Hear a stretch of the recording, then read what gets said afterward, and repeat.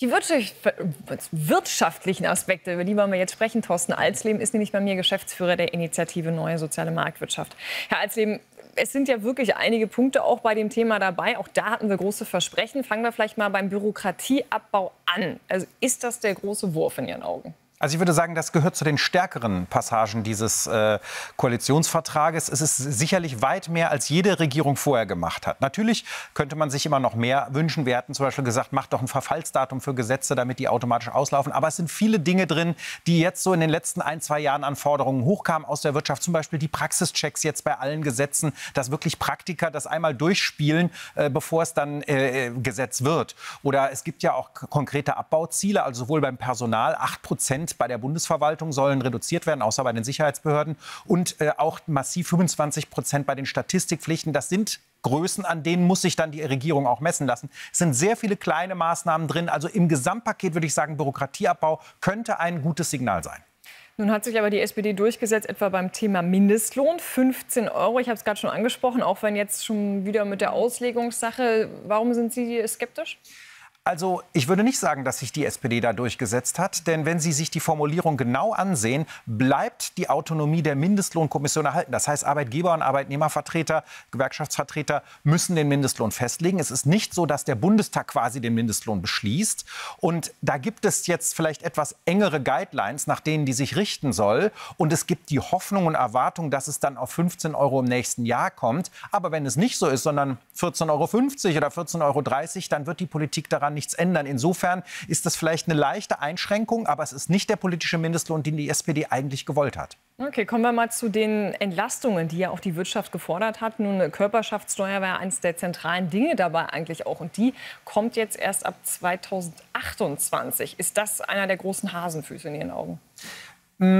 Es wäre natürlich schön, wenn diese Steuersenkung in der Gänze früher kommt. Also es sind ja 5 Prozentpunkte und die werden auf 5 Jahre gestreckt. 2028 ist nicht so das Problem, sondern dass die letzte Stufe dann erst in der neuen Legislaturperiode ist. Aber es steht im Koalitionsvertrag, dass das gemeinsam beschlossen werden muss mit den neuen AFA-Regeln, die schon ab diesem Jahr gelten. Die werden also rückwirkend gelten. Entschuldigung, ja, Sonderabschreibung, dass man Ausgaben, Betriebsausgaben für neue Maschinen oder so sofort stärker steuerlich geltend machen kann. Dann hat man mehr Liquidität im Betrieb.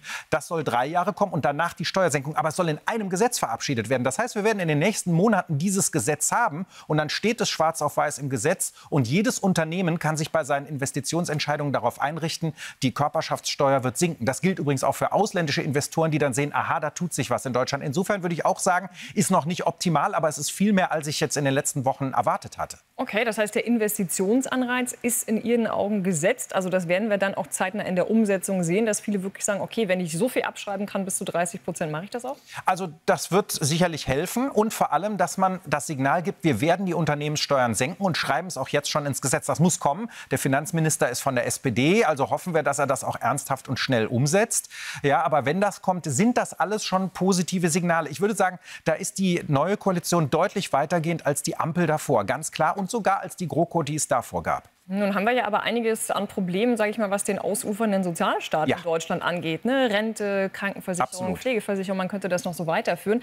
Da sind jetzt eigentlich alle wichtigen Ressorts in SPD-Hand. Also werden wir auch eine große Reform da sehen, dass die Kosten nicht noch weiter explodieren? Denn beim Bürgergeld ist das ja jetzt schon massiv. Ja, also die Sozialversicherungen sind der größte Schwachpunkt dieses Koalitionsvertrages. Da gibt es keine positiven Änderungen. Im Gegenteil, es gibt Leistungsausweitung. Im Gesundheitsbereich wird zwar gesagt, wir wollen den Beitrag stabil halten, aber dann kommen jede Menge Abschnitte, wie eigentlich die Kosten ausgeweitet werden.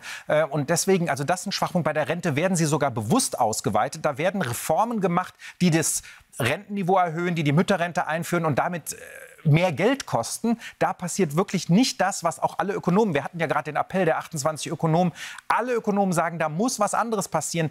Totaler Schwachpunkt. Das ist echt ein Versäumnis gegen Generationengerechtigkeit. Ja, die Demografie auch sehr ignoriert. Thorsten Alsleben, ich danke Ihnen für den Besuch. Gerne.